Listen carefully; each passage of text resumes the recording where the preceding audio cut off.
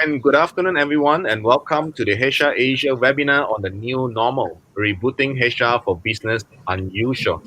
Today's webinar is brought to you by HR Asia, Asia's leading media brand for senior HR professionals, and Easy Work. Every Friday at 3 p.m. Hong Kong time, until most of us are able to meet physically again, we'll be bringing you this webinar series to address issues of concerns to the HR community. Today is an exception because obviously tomorrow is a public holiday in most markets, but otherwise, do tune in and join us every Friday at 3 o'clock.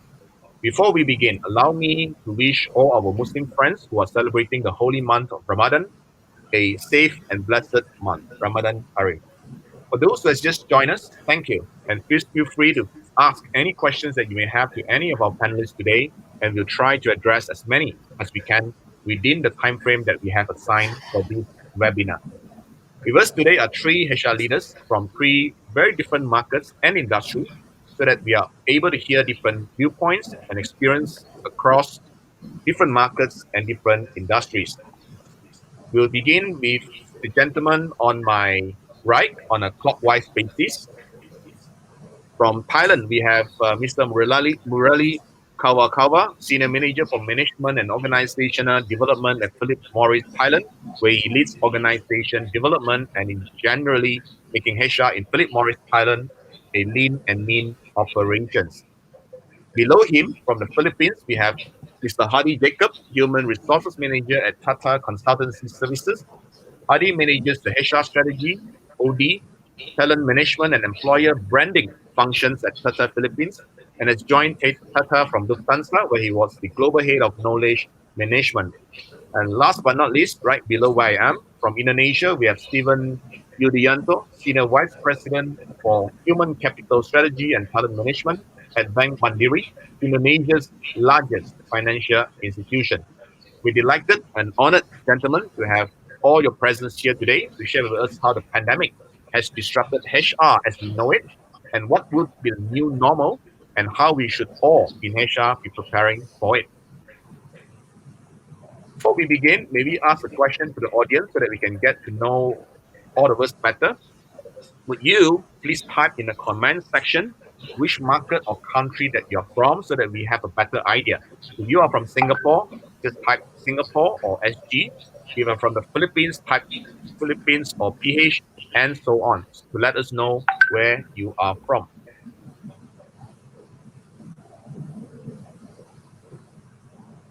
All right, keep that going and let us know where you're from.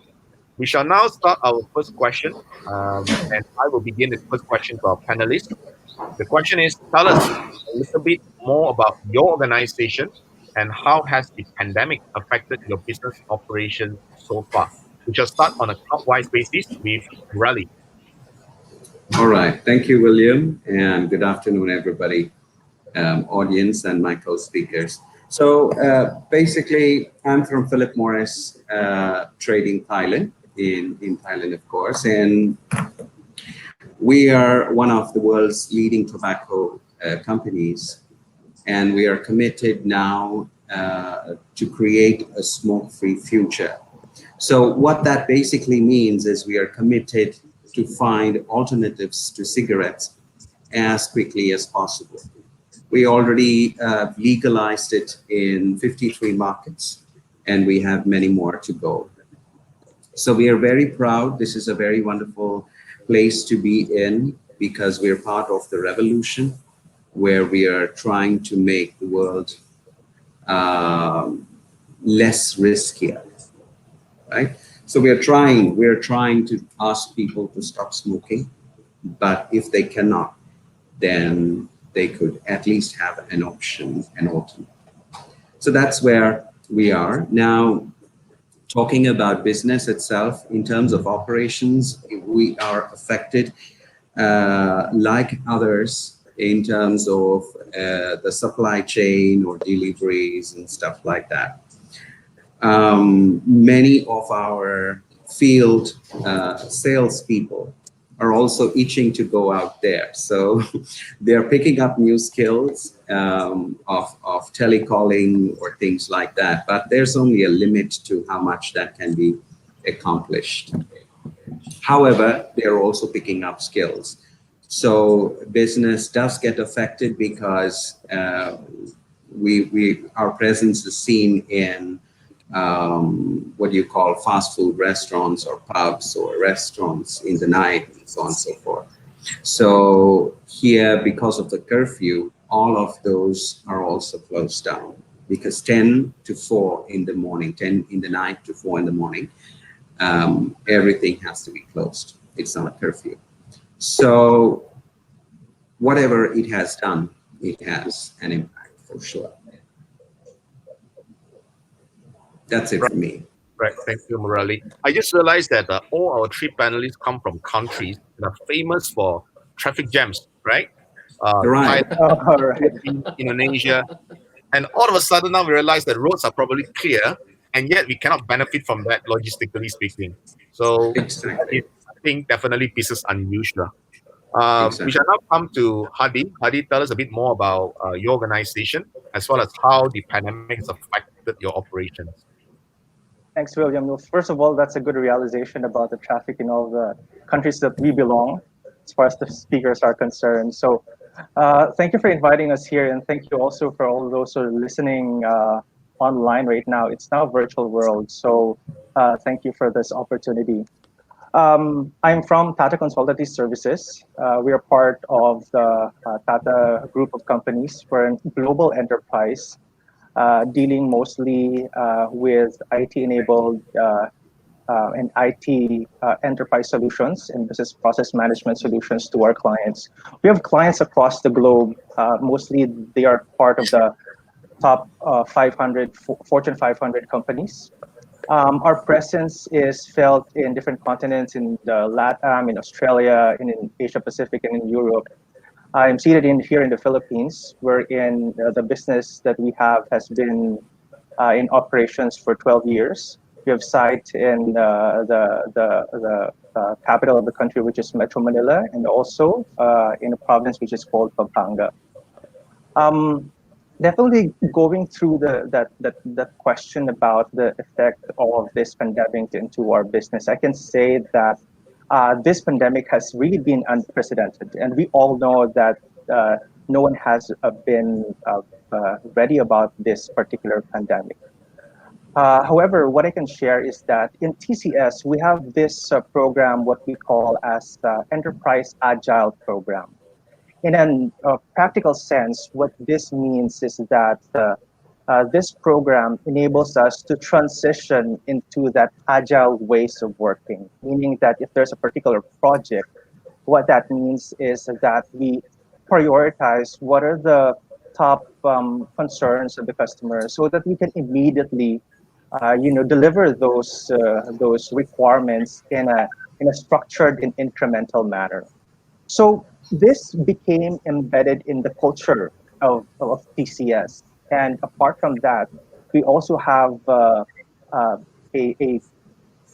delivery model that we link to this enterprise agile, which we call as the machine first culture. So this is our way of prioritizing machine and human harmonization or collaboration.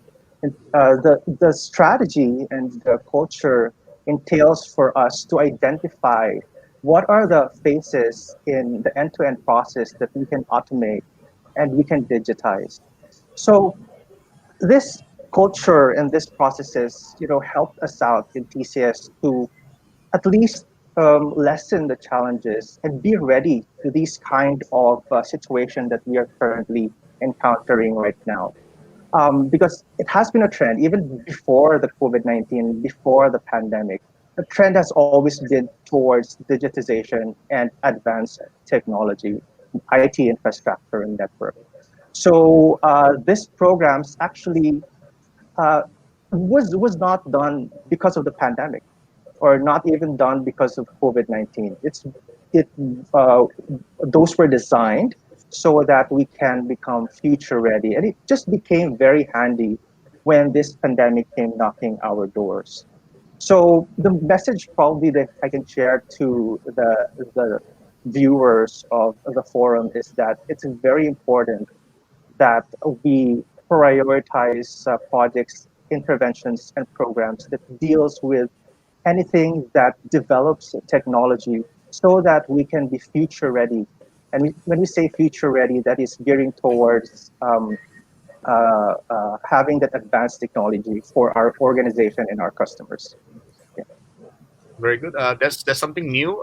Machine first. I've heard of digital first, people first, but it's something new. Of course, Yeah. coming from a technology consultant, that would make perfect sense. A machine first approach to the new normal. Uh, we have we have audience from all over Asia. We have people from Philippines, from Malaysia, many of you, Singapore. We have somebody from India, from the Philippines, Hong Kong, and of course we have a lot of audience from the Indonesia. So that's a fellow countryman, Stephen. So now we shall come to Stephen. Um, Tell us a bit more about your organization as well as how the pandemic has affected the overall operations of the company. Okay, thank you, William. And actually, Bank Mandiri is one of the largest financial institution in Indonesia. We are a state-owned bank. We have about 80,000 employees across country, and then we have 2,500 branches all over Indonesia. So actually, there are two things that impacted in this pandemic. Yeah, first for sure is really the business. Yeah, given the situations for the first quarter, I think the situation is not really uh, got really impacted. Actually, we still achieve our first quarter number, but apparently, as a banking, actually will be impacted on the medium term. And then, if you really read most of the advisory and so on, banking will be one of the most impacted, or financial services will be one of the most impacted this crisis, even post the pandemic. Meaning that after the pandemic, there will be coming the economic crisis, of course. Yeah, which is we cannot really avoid it. Yeah. So at this moment, I think we it's quite interesting because we are state-owned company. We do some relaxations to restructure credits, to restructure loans for those debtors that really impacted to the crisis, especially from the commercial and then small medium enterprise sections. So this is part of the government initiative as well. Yeah, so that is one. Yeah. The second one, I think the one that impacted is our transaction banking. Yeah, if you're really thinking that nobody now, people go to mall shopping and so on, so the credit card business and the payment services through our EDC is really will be impacted for sure. Yeah. Right. Uh, and with this also with you call it PSBB in Indonesia, actually it stands for the big scale of social distancing. ACAL lockdown actually. That is really a softened version of lockdown. But actually we are not really strict like lockdown, yeah, because our public transportation is still working with some limitations, especially to serve the public services, because most of our employee is also coming from other regions. It's like in Jakarta, it's coming from the suburb area outside Jakarta. So for those, actually we still have allow employee to go to Jakarta. So yes, 30% employees still working from the office, 70% is working from home. But again, it's quite difficult. Yeah, it's quite difficult if we found that nowadays the challenge is also for human capital. It's not only you have to manage employee, but you also have to manage their health as well. Yeah, because we need to taken care of if somebody get infected in one branches, then we need to do a strict protocol, yeah, for those branches, yeah, to avoid uh, um, worst case pandemic in this surrounded area. So those kind of things that I think it's impacted both, yeah, for the business and also how we're really working now. So definitely, it's business unusual, as Steven has mentioned. It's impacted every industry. So at one point, some of us actually thought that, look, the pandemic only affects certain industry, and if you're say in the medical equipment or medical supply industry, or even perhaps banking industry, you will not be as affected. But clearly, I think from today's conversation, we can see that the pandemic has affected everybody across all organizations and all industry. The other thing that I think we learned from the pandemic is that all our governments can be quite creative when it comes to names for the lockdown. So anything but lockdown. We have the ECQ in the Philippines. We have the MCO or PKP in Malaysia. We have the CB in Singapore. And of course, we also have the PSBB in Indonesia. So all of a sudden, social distancing is becoming a norm. And working from home is no longer just a perk, but it's the new normal. So my next question to the panelists would be, what would be the new normal for HR post-pandemic, and how can HR as a function prepare for it? So again, we shall start with Murali on my right. Okay, so pretty interesting question, and we can go on talking about it. But the first part is, what's the new normal? So definitely we're going to be stepping out. We've been locked down into the houses. We're going to be stepping out to an altogether new world. Today we're thinking of even little things like, how can we help our employees to avoid taking public transport or things like that? How can we conduct meetings going forward? How can we have employee engagement? How can we observe people? What are the parameters we will have for giving feedback or for rewarding people? So it goes into entirely permeates into the employee life cycle, each aspect of it. So even inductions, orientations, onboarding, how would those be, and how things would transform there? Well, for one thing, what is nice is in our organization, we already had flexi work hours, and Friday, like Monday to Thursday, was flexi work hours, so you could come anytime between 7 and 10 in the morning. If you came at 7, you could leave at 4, things like that. But on Friday, it was remote working for everyone. So we had already built in that infrastructure early on. So everybody had a laptop or an iPad to work from home or from anywhere they would like to without coming to the office. Especially because of traffic. People have to travel loads, and it's a very, very busy time. People can get locked on the roads in the parking lots for almost 2 to 3 hours. So this thing was good for us because we already had the infrastructure in place. It was about extending that to the entire week. So I'm not saying that was easy, but probably at an advantage at least, because we were able to understand, we already had the experience beforehand.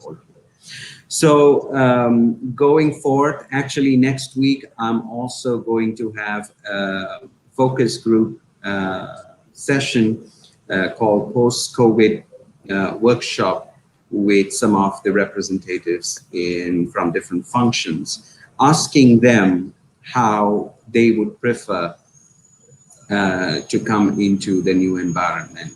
What are some of the things that we can work in terms of benefits? I may not be able to add any more benefits, but at least we want to customize it for them as much as possible. Because if we are asking them to work from home, the smallest thing that came up was, I had a dining table and a chair, but I never had a working chair where I could sit for many hours and stuff like that. So they had to go to IKEA and get that basic chair, which was ergonomically suitable for sitting long hours.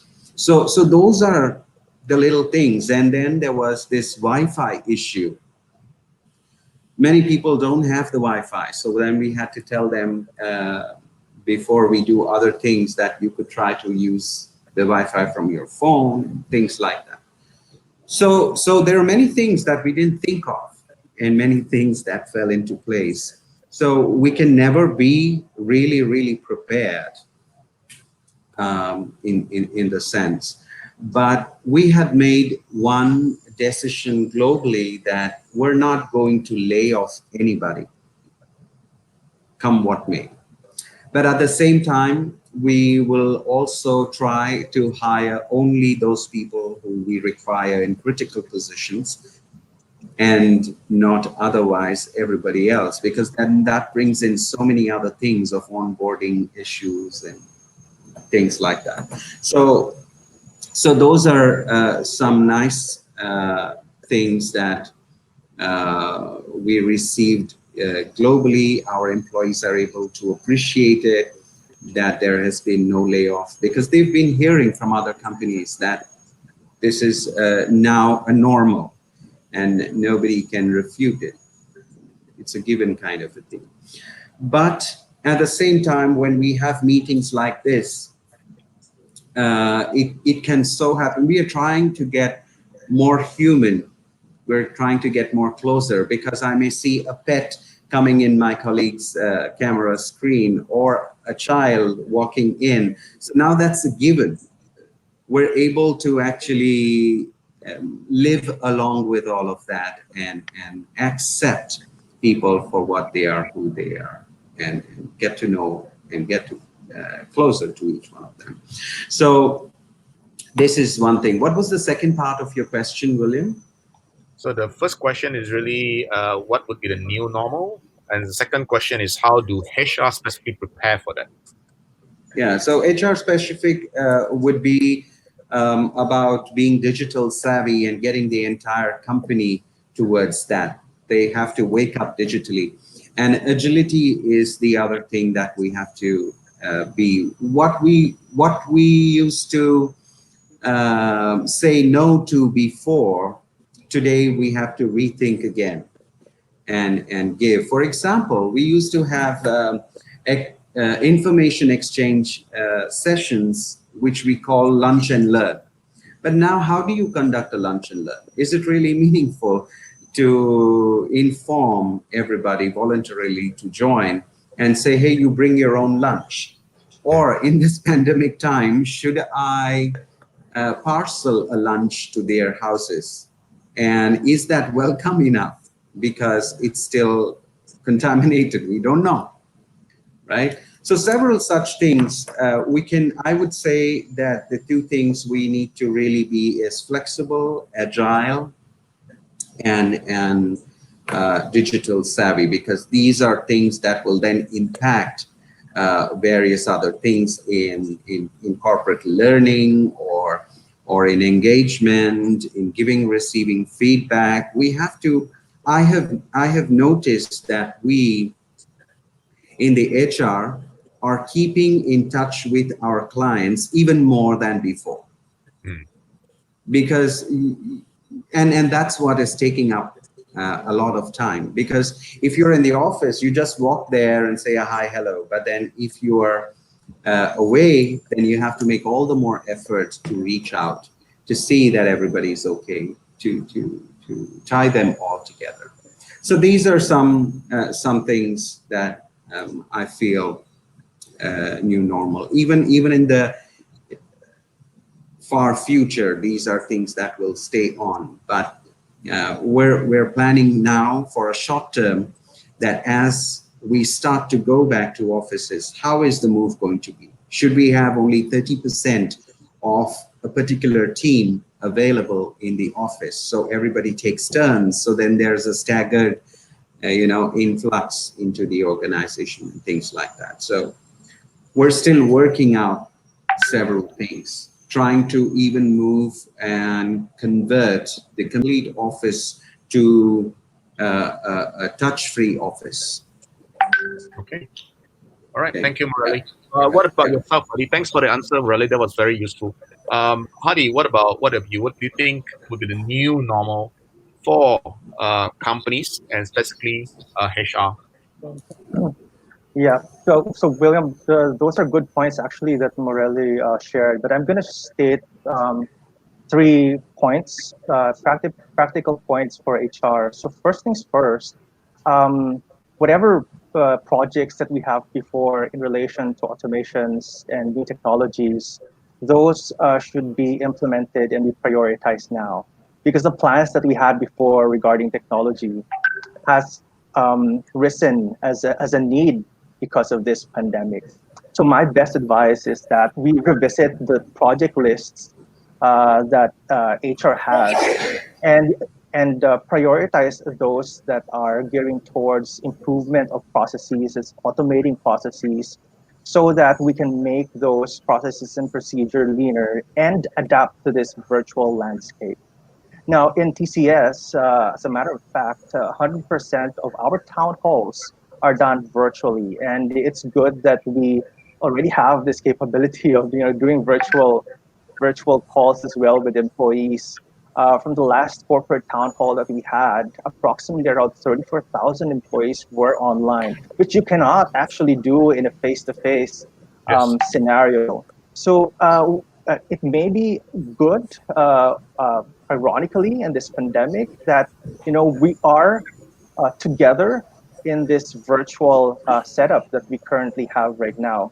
I'm going to support also what Morales said, that as we move into becoming more virtual, I'm going to say that as an IT company, there is a principle that the more that you're high tech, the more that you also ha- should be high touch. So high tech, high touch. So in TCS, what we do is that apart from those town halls, we have this employee connects as well. And as much as possible, our objective is to connect or call and talk to the employees and check their well-being, 100% of them before the lockdown or the ECQ ends. As much as possible, that's our target. Because in this virtual landscape, it's challenging for us to feel the care and concern of human resources practitioner. Then, with that said, the more that we have to let the employees know that we're there to care through connect sessions, by talking to them directly, by directly asking them with sincerity of what's going on and what do they need. The second point is that the skill set and competencies of employees will generally be revisited because of this ways of working that we currently have now. There's a different skill set that is needed for a person who is, let's say, working in their household, all alone, independent, with all of the equipments that they have that were provided by the organization. There's going to be a huge prioritization in terms of identifying the soft skills of these employees in terms of rewarding, promotion, and also uh, uh, um, rewarding them of what they do best in their performance. Uh, so there's going to be a shift in mindset in terms of talent management. Now, lastly, because of the changes that's happening in the loss of the land in each of the countries that we have because of this pandemic, definitely there will be changes some policies in general for HR in different industries. The reason being is not only because we want to comply. The reason is so that we can take care of the safety and health of our employees. And that's the very reason why this Department of Labors in each of the country are doing these changes in their policies, because the main priority are the safety of the employees. And as HR, we have to take care of those adjustments as well and communicate well and transition to the employees how these changes will affect and ultimately benefit themselves and the organization that they are part of. Thank you, Hadi. We now come to you, Stephen. Same question. How would you define the new normal for HR, and how would that affect HR as it is? Okay, so maybe I'm not really repeating what Murali and Hardy is already perfectly explains about what is really the new normal. I just want to stress on how should HR respond. Yeah, and basically in our cases now, yeah, we divide into three streams. Yeah, first, HR need to resolve, yeah, what currently happened. Meanings that first, there are some employee get infected. What do we do now? Yeah, how we can really help them. The second one, there's some employee is also have difficulties, yeah, to go to the office given the limit transportations. How do we care about it? Because we are really a public services. We still open our branches. We cannot really close all the branches. Yeah. So how we really can help, and then um, how we can also, I think it's not really on the physical side, but also on the mental side. How we can really improve the employee morale, because in these situations the productivity we can really guarantee is not really the same thing. Yeah, how we can really motivate them, as they also see in other company they already lay off, they're already cutting their salary and so on and so forth.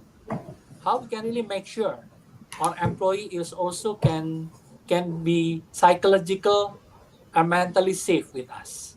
So that is some initiative that we need to do in our resolve stream. Yeah. The second one is also we call it adapt. Yeah. What is really adapt?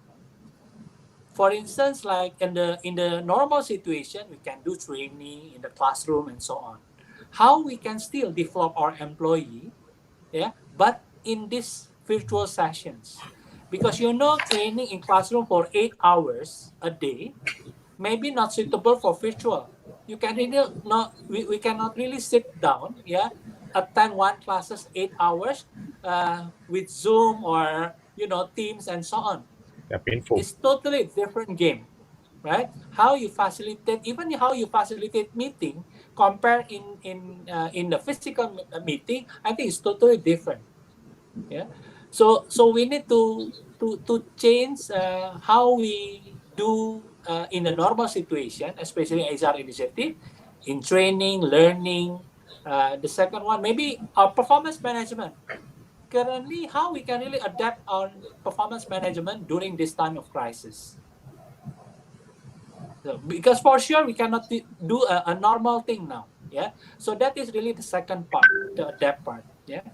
Last but not least is to anticipate. And I think we already know. Yeah, with this, there are only three scenario. You mentioned about the new normal. How if it's not new normal? It's really chaos. How we can really anticipate that? Do we HR is already yeah, because I'm coming from banking, we do a lot of stress tests. So maybe HR can do a stress test to mitigate all the risks, to put all the scenarios, right? So these are three streams that we are in HR. I think needs to respond into this. We cannot do thinking about only anticipating, but also resolve, adapt, and anticipate. So that's my comment, William. Thank you very much. So it is very clear that from the three speakers that business can no longer um, be usual. The new normal, actually, the way I look at from what three of you has mentioned is actually what possibly normal is, but fast forwarded. Things like digitization, technology, caring for employees at home, redefining our workplaces, doing stress tests for our business operations and HR. These are things I think that we would have done anyway, if not for the pandemic. But now that we have to all fast forward that a little bit because of the pandemic. For those who has just joined us, thank you very much, and continue to ask the questions in the comment section. I promise you will come back to you in a short while. We try to answer as many questions as we can, given the time that we may have. All right. Once again, today's webinar is made possible with the generous support of EasyWork, an app-based HR system. If you wish to try them out, you can download EasyWork for free in both App Store and Google Play.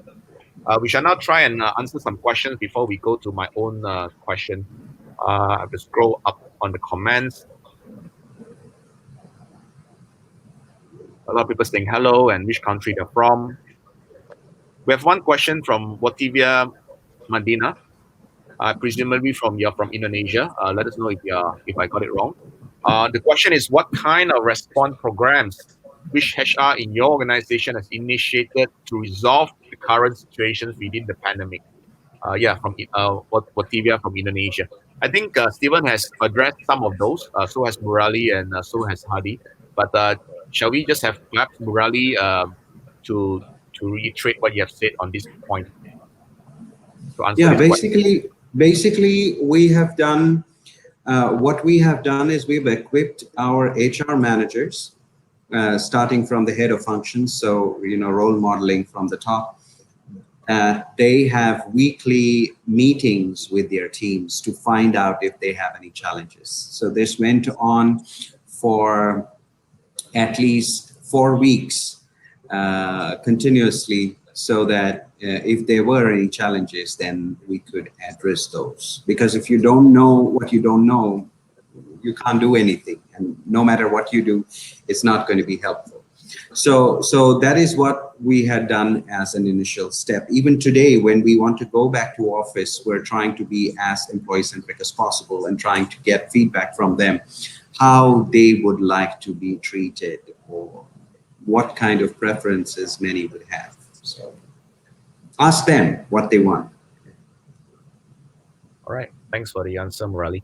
We have one question from Franklin Mandy from Indonesia. His question is, what can HR do to help so that after the dust from COVID-19 settle down, the company can bounce back quickly? So what HR can do now to help the company recover quickly? I don't know, Franklin, whether you're from Mandiri Bank, but just in case you're from a competitor, we shall push this question to Hadi. Sure. Well, that is a very relevant question, and thank you for that. Well, first of all, and this is happening already in all of the organizations, including TCS, planning is the key. It's very important that currently we're in a huge change globally that's happening right now. Although people are saying that no one is ready and no one has planned about this, but this is a right opportunity for HR in partnership with business to collaborate very well, talk every day, and I'm saying literally every day, so that to collaborate and plan for the future. Now, these plans should not only be up to the end of the lockdown or the ECQs, it should be after months or even years. What will happen in 2021 or 2 years from now? Um, uh, and that should be done in a very strategic way, aligned not only to the location where you're part of, but also to the executive leaders that you are with in your corporate headquarters. The reason being is so that these become seamless and these become sustainable, scalable, and adaptable across all of the locations that you have in your organization. I keep hearing the terms of scalability from our panel. I keep hearing the term empathy and care from you guys. So I think these are two key terms. How do we scale? And more importantly, while we are doing that, how do we then project our empathy and our care to employees who might be working remotely from home? And as they restart their work, possibly physically in the office and so on. We do have one question from Wong An Yong, who asks how to ensure employees can work remotely, I might add effectively, what infrastructure support that can be provided at this time, and how do we ensure that they feel safe at work? So we'll address this to Stephen. Okay, thank you, William. So basically, this is quite a challenge, yeah. And then I heard a lot of my peers is also how we can really ensure that they attend our meeting. Yeah, it's not really on a video, but they just attend while they're doing something else. That is really a pretty much challenge. And the element of trust here is really some things that we need to address for. Yeah. So what we did is actually, first of all, I think we need to, the presence of leadership now is more than ever, I think. Yeah. Meanings that leaders with a clear purpose, yeah, is really needed now. Yeah.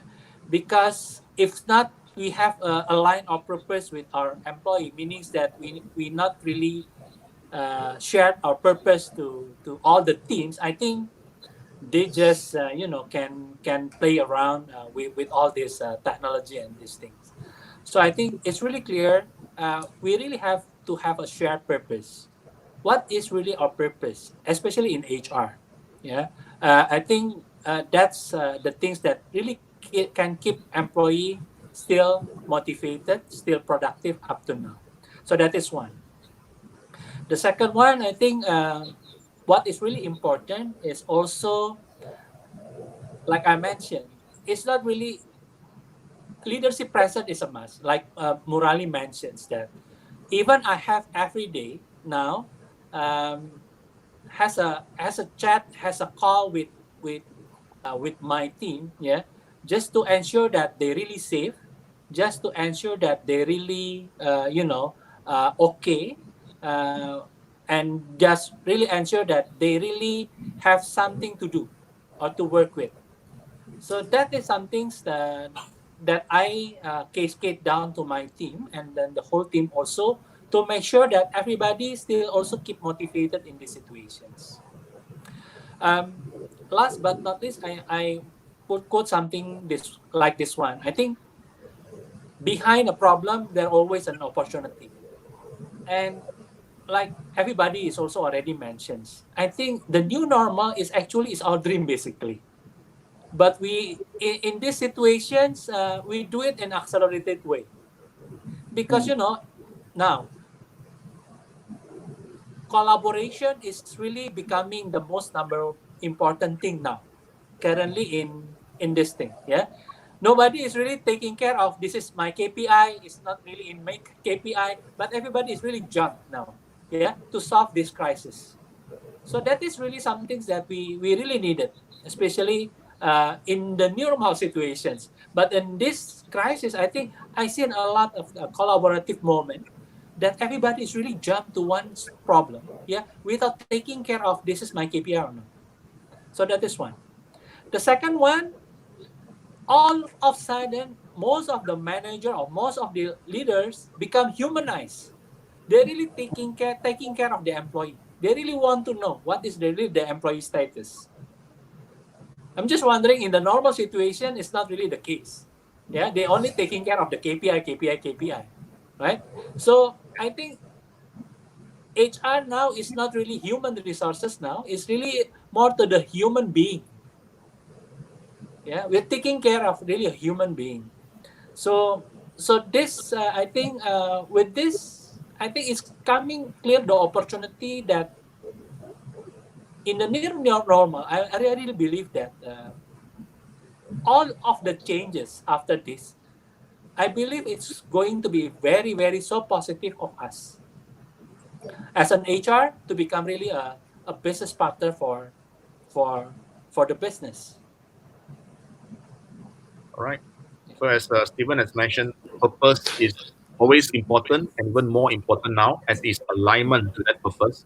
Because as much as we know that micromanaging doesn't work, even if you want to micromanage, given the fact that people are working from home, it is not possible. So the best way to actually manage people working from home is one, of course, is to ensure that the purpose is even more strongly aligned than it previously is. I think that would help tremendously. We have a few more questions. We have one from Tanya Tanya Kaksam, who asked, "Do you think this situation can be an opportunity to reset the salary standards in certain role? Say, for example, certain position that used to be very expensive. I know who I'm going to address this to already. Are now willing to cut off their salary to get a job." So, Stephen, back to you from the banking industry. No hidden message there. So, yes. Okay, can you show me the question again? Yeah. Okay. Sorry. Sorry. So here you go. So, is it an opportunity you think that to reset the salary standards for certain role? Now that it's an employed market clearly, right? So Yes, I think to some extent, actually, it's not really only the salary, yeah, but also the productivity. Yeah, at this moment, actually, we can really know what is really the optimal manpower that we really needed. Yeah, actually, this time, actually, it's a good exercise of this. But given the situation, I think, yeah, that is not really not the intention at this moment. Yeah, but again, for the medium term and long term, yeah, actually, HR, especially, yeah, for instance, this is a real case for us. Do we really need, doing a promotion cycle this year, given the situations? Yeah. So this is of my peers is also questioning about this. Yeah, is it necessary? Because if we are not really promoting people, then there's so many people maybe under the grade, under their standard grade and so on. If you are not really increasing their salary, maybe the salary is still below, and then we cannot really catch up next year and so on. So that is really the exercise that we really need to do. Yeah, I'm not saying there is one single answer. There's so many simulations that we need to taken care of. I think the scenario needs to be done. Yeah, to really calculate not is the impact for now, but also in the long term part. Yeah. So I think we can do to cut the salary for the most expensive employee and so on. Yeah, for employee that uh, is already overpaid and so on. But again, that is not the intentions basically. Yeah, that is not the intention. Uh, we just the intention is more on the how we can really HR optimizing our manpower, yeah, manpower, especially in this crisis, and then look for the worst case scenario in the future, and then how HR can do about it. So Yeah. for those thing, I think that is really the answer, because I cannot say it is good or not. It really depends on your strategy. Yeah, it Sure. really depends on your Mhm. strategy. So understanding the market intelligence is also very important. Understanding where the job market is headed is also equally important, I think, to Yeah, address the issue. Murali, you got something to yeah. add? Yeah, Yeah. Sorry. In, I in in agree with. addition to that, before go to Murali, for instance, like now, yeah, like now, we know there's so many. Yeah, I'm sorry to say that startup is really, you know, closed down, Mm. right? And now there's so many digital talent out there looking for job. So whether we can really use this opportunity actually to hire this digital startup currently. Yeah. So that's why it really depends on your strategy. It really depends on your strategy. Yeah. All right. Yes, Murali. Yeah, exactly what I wanted to share. He just mentioned it. We have to look at it as an opportunity that we have more talent out there, not at lesser money or more money. That's not what it is. Positively thinking, we have more people there to choose from. Yeah, exactly. I think Stephen has mentioned this earlier. In every crisis, there's also an opportunity. So one of the clear opportunity Absolutely. here is that talents that were actually beyond reach or were simply not interested, not looking, are suddenly now available in the market, or at least willing to listen and have a chat. I have keep the question coming. I know there's a few more questions. We'll come back to that, but I have one last question to ask the panelists before we return to the questions and answers if we still have time. My question is really about HR and the new skill sets that HR must develop now. Of course, we have established that, look, business cannot be usual moving forward. We know that organization has changed. HR as a function has also changed. We established that earlier today. But so, what are the new skill sets that are important at the top of your mind, Murali? Yeah. This is what I had mentioned, that if uh, we have to be flexible and lead the way. We have to be open to change, or to step into an all the more dynamic world. We were already dynamic before earlier, but now we don't know what requests are going to be required. We don't know what the employees need. Day by day, there is a new problem that we need to solve, and solve not just for the moment, but for a long term. right, for a solution. So basically, I will go back to what I said before, is we have to be flexible, agile, and role model in terms of transformation or digital savvy, things like that. All right, thank you. What about you, Hadi? What is your Yeah, input on this? I've established this a little bit a while ago, William, but I just want to also reiterate that it's very important for HR professionals to learn and relearn about change management.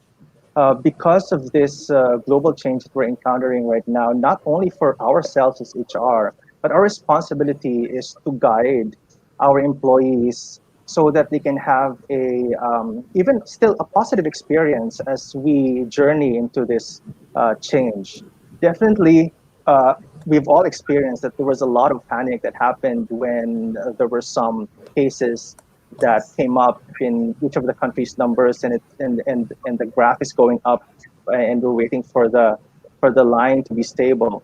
So there's a lot of panic. As HR, our role is to put up programs, engagement activities, connect sessions that will help ease this panic, so that we can assure them that we're taking care of their well-being. Now, from TCS perspective, just to share some best practices, those usual,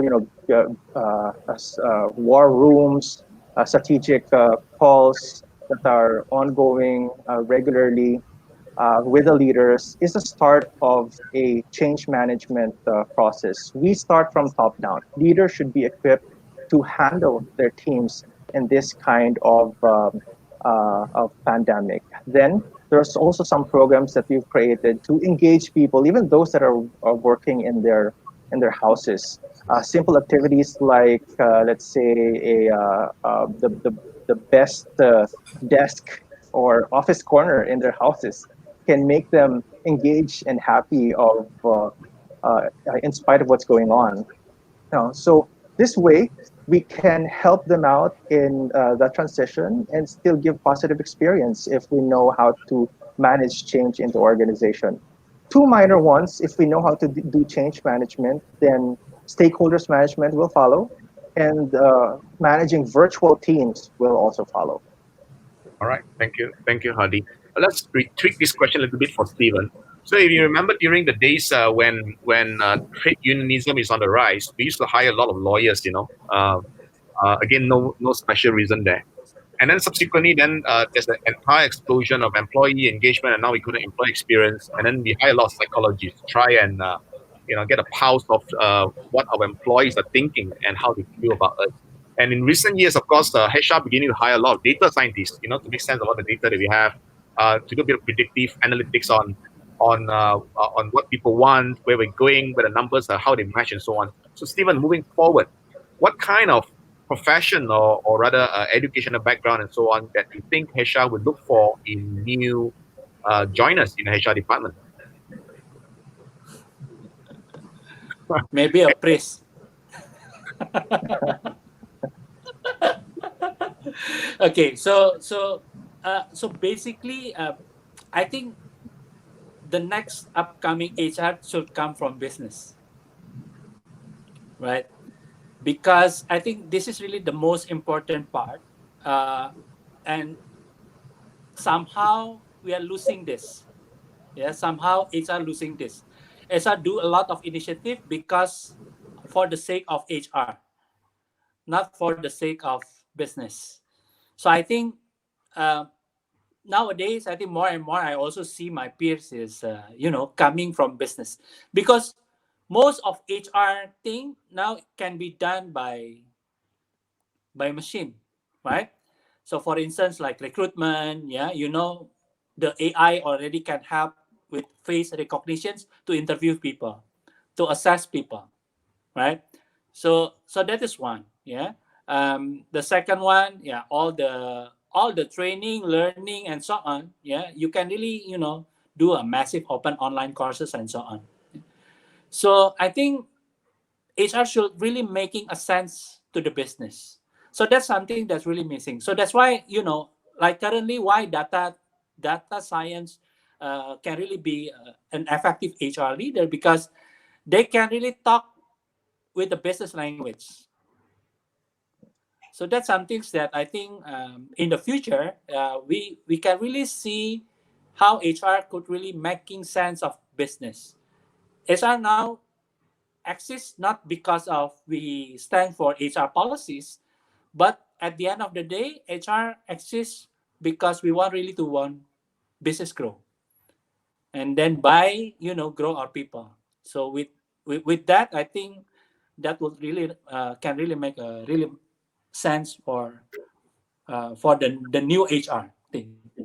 So that is also a very strong message for current HR, people who are currently practicing HR and everybody in the audience, that we really need to make what we do more relevant to business needs, rather than looking at HR in isolation as a function, as a supportive role, as a business partner, to really start thinking of ourselves as business leaders and perhaps even entrepreneurs.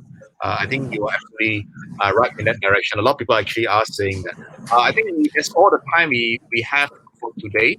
If I can just scroll through the comment and see if we can take one more question. Um,